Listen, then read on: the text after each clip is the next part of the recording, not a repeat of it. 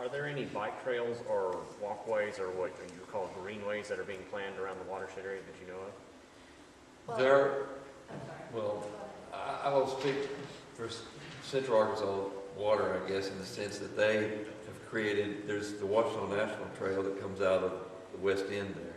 And then there's a birding trail, a couple of trails that are being created.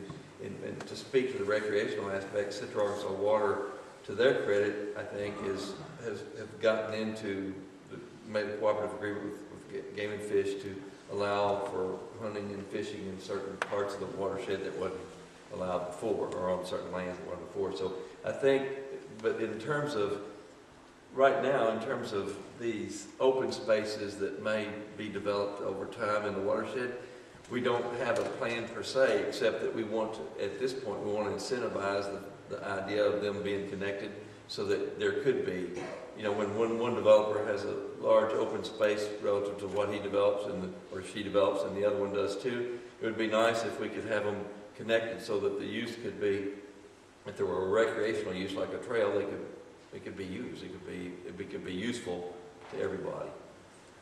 So you want to leave the land open so if somebody wants to build a trail instead of federal funds for the prison or to repair the potholes or whatever else, they could build yet another walk trail. It probably won't be the county constructing it.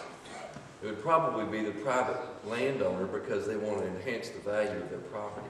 They're going to have the open space anyway, so why not make some use out of it? Most of the walk trails that we have been from federal stimulus funds. Yeah. So those are the ones who've been building it most of the time, but you would leave the land open for that as well? Yeah, that's a possibility for this open space. There's multiple, I mean, part of it's going to have to be left undisturbed in certain circumstances, but there are recreational opportunities to be used within that. And it's to the developer's advantage to use it for something constructive other than just a tree growing there. I mean, it's nothing wrong with the tree growing there, but if you can have a trail or if you have a little parking part of it, then that's enhanced the value for the property of the people that live there.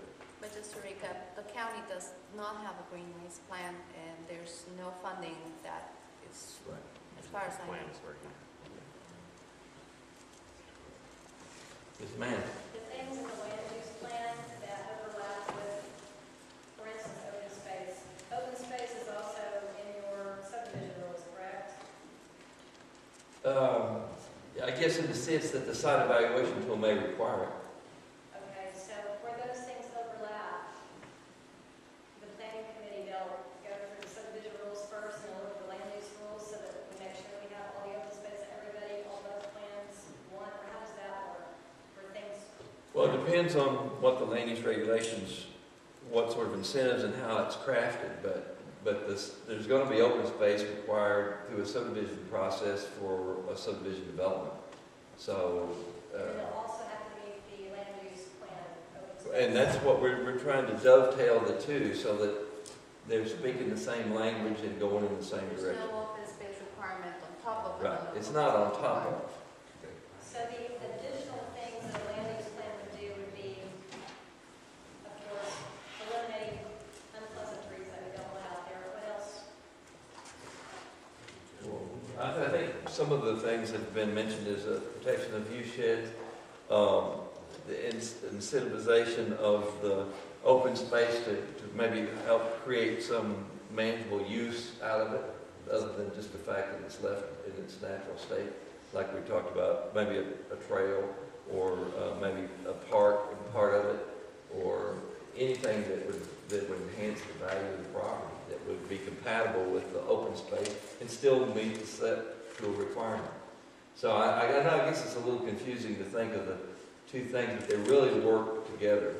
It's just that sometimes it doesn't look like it, but it really does, because the land is going to allow you to do the land use plan is going to allow you to do a land use regulation, a certain type of use, and then according to whatever we adopt, if we adopt something, and then the subdivision regulations are going to be applicable too, because you're not just going to have one large tract of ground. You're going to divide it up and try to sell it, or part of it's going to be commercial, part of it might be residential, some of it might be attached residential. So there's a whole host of things that it might be. Yes, ma'am. Yes, in the 79,000